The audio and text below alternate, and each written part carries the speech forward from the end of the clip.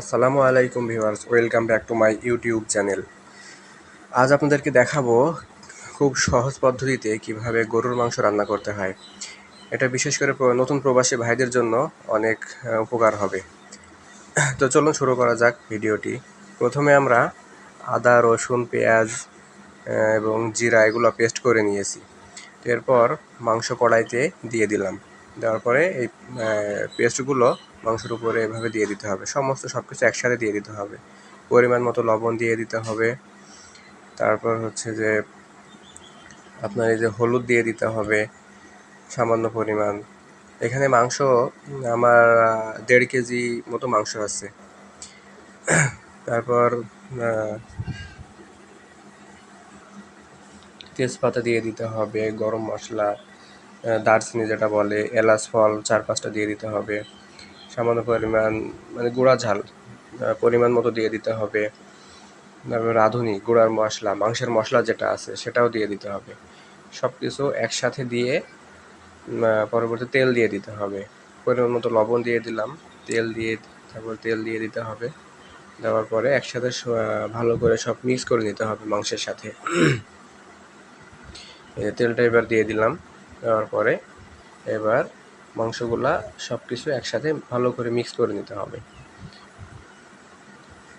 হালকা হালকা জাল দিতে হবে চুলায়, আর এগুলো খুব সুন্দরভাবে মিক্স করে নিতে হবে। মিক্স করে নেওয়ার পর আমরা যখন এরকম হয়ে যাবে তখন সামান্য পরিমাণ জিরা দিয়ে দিতে হবে। তারপর এই পানিটা দেওয়া হচ্ছে, পানিটা মূলত মাংস কষানোর জন্য। এটা কষানোর জন্য পানি দেওয়া হলো।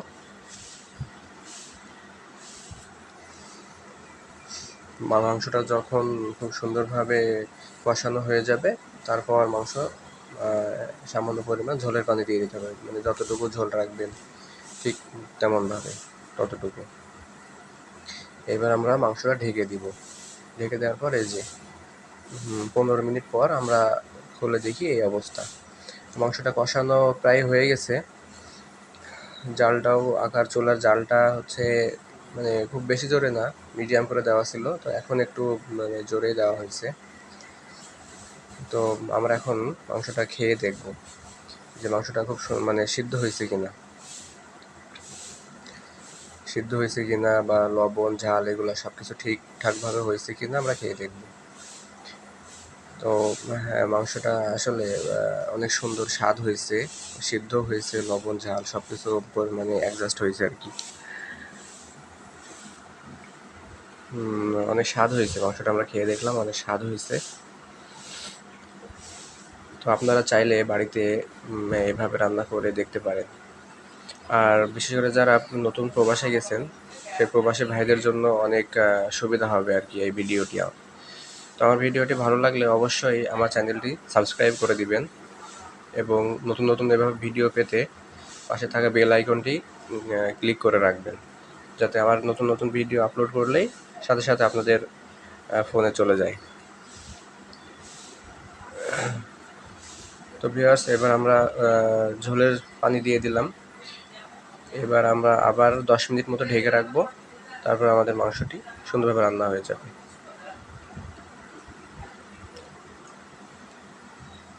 ঝোলের পানি দিয়ে কিছুক্ষণ নাড়াচাড়া করে দিতে হবে সুন্দরভাবে।